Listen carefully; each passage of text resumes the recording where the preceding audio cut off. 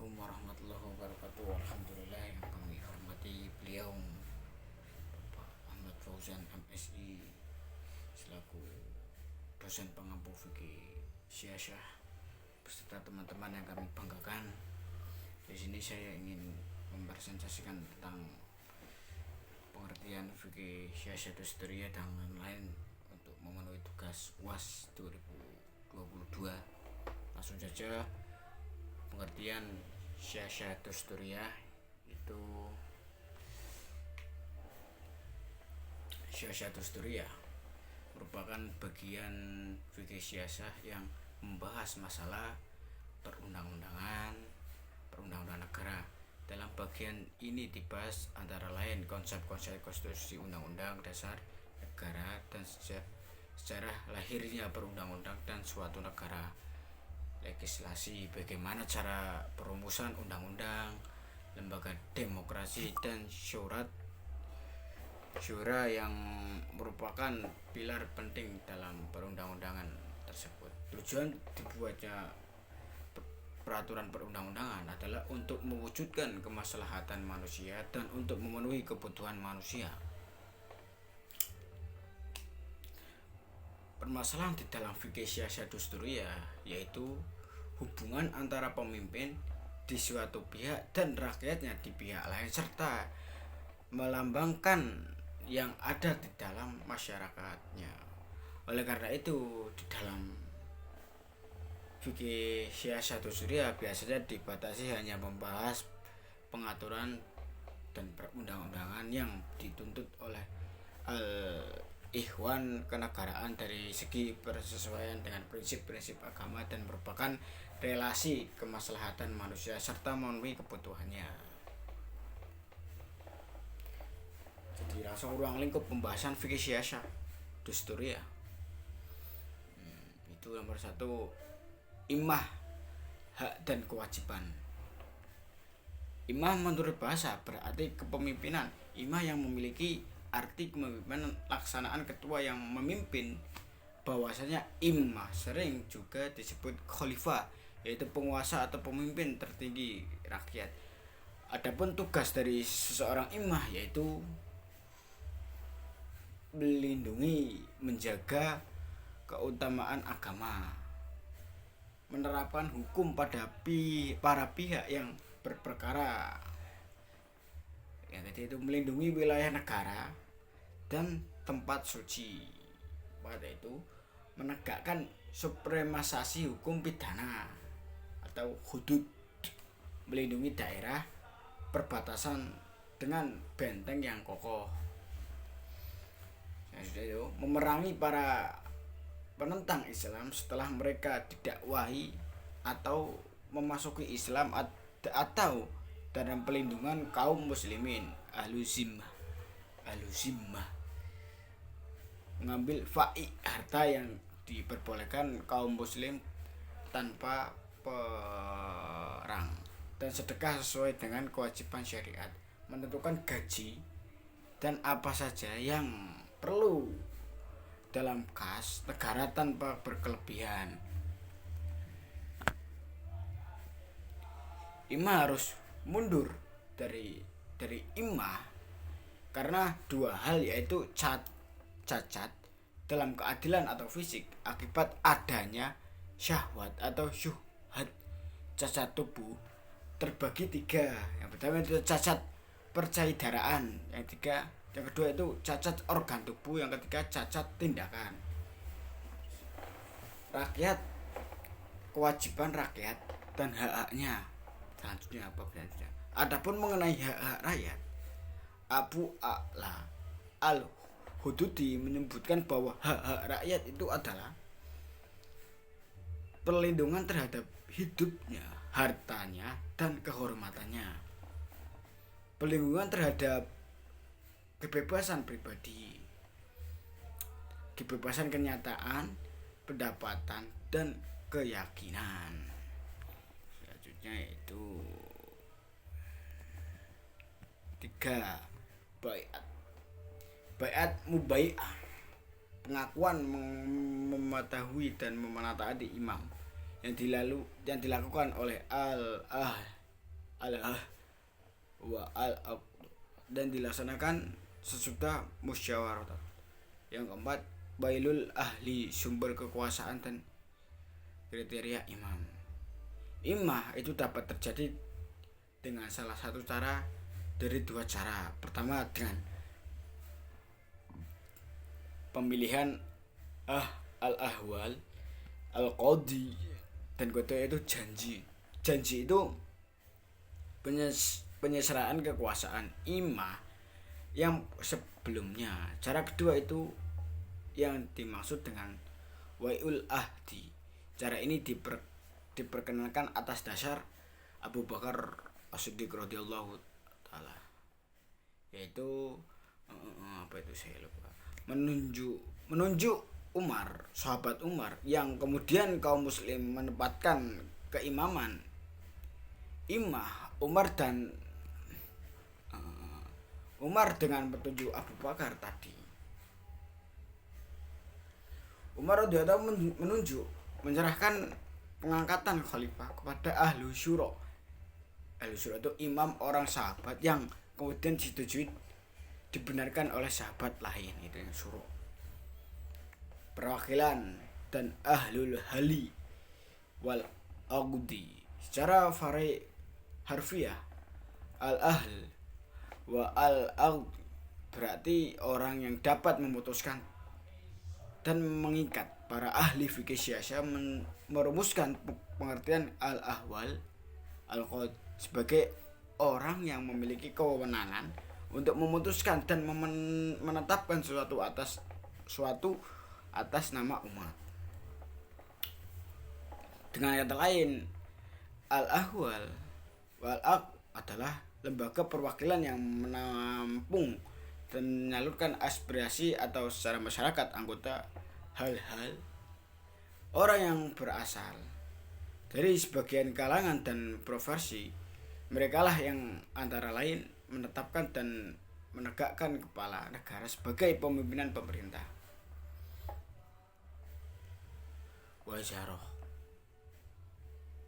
Ada dua macam wazir, yaitu wazir tahfidz dan wazir tahfidz. Adapun perbedaan antara wazir tahfidz dan wazir tahfidz adalah wazir tahfidz boleh ikut campur dalam peradilan. Wazir tahfidz tidak boleh. Wazir tahfidz boleh mengangkat gubernur dan jabatan pejabat tertinggi negara. Wazir tidak boleh memilih. Wazir tahfidz dapat menjadi panglima tertinggi dan mengumumkan perang. Wazir tahfidz tidak mempunyai kekuasaan seperti itu. Selanjutnya, wazir tahfidz mempunyai wewenang untuk menguasai harta negara dan mengeluarkan dari baitul mal. Wazir tahfidz tidak mempunyai wewenang seperti itu. Selanjutnya itu dari perbedaan tugas tersebut mengakibatkan beda di dalam persyaratan dari wazir tahfidz dan wazir tanfiz. Perbedaan tersebut adalah wazir tahfidz haruslah orang yang beragam Islam. Wazir tahfidz dapat non muslim. Itu perbedaannya. Tahu tentang hukum Islam disyaratkan untuk tafsir tahfidz saja. Itu. Selanjutnya yaitu pembagian siasat dusturiah. Sultan Asy-Syariah. Sultan Asy-Syariah merupakan kekuasaan yang legislatif, yaitu kekuasaan pemerintah Islam dalam membuat dan menetapkan hukum. Sultan Al-Tahfiziyah. Sultan Al-Tahfiziyah merupakan kekuasaan eksekutif yang meliputi persoalan imah, bai'ah, wizarah, dan wail al-ahdi. Sultan Al-Qadiyah merupakan kekuasaan yudikatif yang mempunyai hubungan dengan tugas dan wewenang pribadi untuk menyelesaikan perkara-perkara baik permasalahan perdataan maupun pidana dan juga terkait dengan sengketa keadministrasian yang berhubungan dengan negara, yakni persoalan yang menentukan sah tidaknya undang-undang. Untuk yang sebelumnya sudah diuji dalam pokok materi konstitusi suatu negara, sumber hukum siasa Dusturia. Sekarang sumber hukum siasa Dusturia Al-Quran, sumbernya Sunnah Rasul. Yang dua, yang ketiga itu ijma, yang empat qiyas. Adat kebiasaan suatu bangsa yang tidak bertentangan dengan prinsip-prinsip Al-Quran dan hadis itu legislasi dalam siasa Dusturia. Dalam kajian siasa Dusturia, legislasi merupakan kekuasaan pemerintah Islam dalam membuat dan menetapkan hukum yang akan dilaksanakan oleh masyarakatnya berdasarkan ketentuan yang telah dituturkan Allah dan syariat Islam. Pada masa Nabi Muhammad SAW, otoritas yang membuat tasyri hukum adalah Allah. Allah menurunkan ayat-ayat Al-Quran secara bertahap selama lebih kurang 2-3 tahun. Ada kalanya ayat tersebut diturunkan untuk menjawab sesuatu pertanyaan. Ada kalanya pula untuk menanggapi suatu perbuatan atau permasalahan yang menjadi dalam masyarakat. Nabi Muhammad juga berpesan sebagai penjelas terhadap ayat-ayat Al-Quran yang masih bersifat global dan umum. Legislasi besar-besaran dilakukan pada masa pemerintahan Utsman. Pada masa ini, hukumnya dipakai dalam masyarakat bukan hanya fikih, melainkan juga keputusan khalifah atau sultan terhadap sengketa atau perselisihan yang terjadi di antara anggota masyarakat. Selain itu, ada juga keputusan yang diambil dalam rangka majelis apalagi tadi majelis legislasi sebagai as-sultan atas syariah dan disetujui oleh khalifah. Bentuk pertama disebut idaroh saniyah, dengan yang kedua dinamakan dengan konun. Puncak kemajuan konun ini terjadi pada masa Khalifah Sulaiman. Tahun berapa itu lupa saya. Pengertian siasa Dusturia. Siasa secara etimologi adalah mengatur, mengendalikan atau membuat keputusan. Dengan secara istilah, menurut Ibn Aqil yang dikutip bahwa siasa adalah segala perbuatan yang membawa manusia lebih dekat kepada kemaslahatan dan lebih jauh dari kemahfudatan. Dauliyah secara etimologi berasal dari kata da'la ya dulu daulan yang memiliki ragam makna, yaitu hubungan antara negara, kedaulatan, kekuasaan, dan kewenangan. Maka dauliyah yang relawan dan kajian ilmu hubungan internasional dalam Islam adalah hubungan antar negara.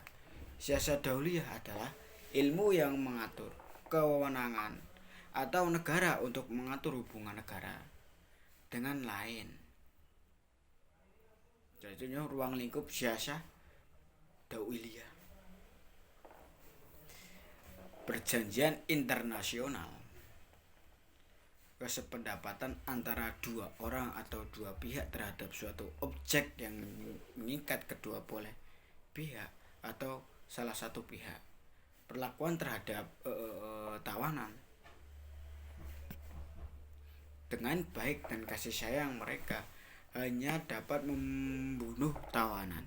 Perang adalah alternatif yang dipilih berdasarkan tingkat bahaya dan kualitas kejahatan yang dilakukan mereka terhadap umat Islam.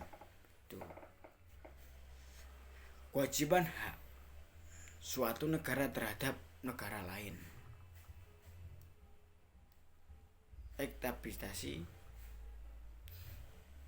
Ekstraditasi menunjukkan suatu proses di mana suatu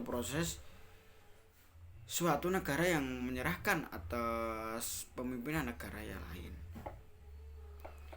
pemberian suatu politik dan keamanan, yaitu pelindungan yang memberikan oleh suatu negara kepada orang asing yang terlibat perkara-perkara politik di negara lain atau negara asal pemohonan suaka.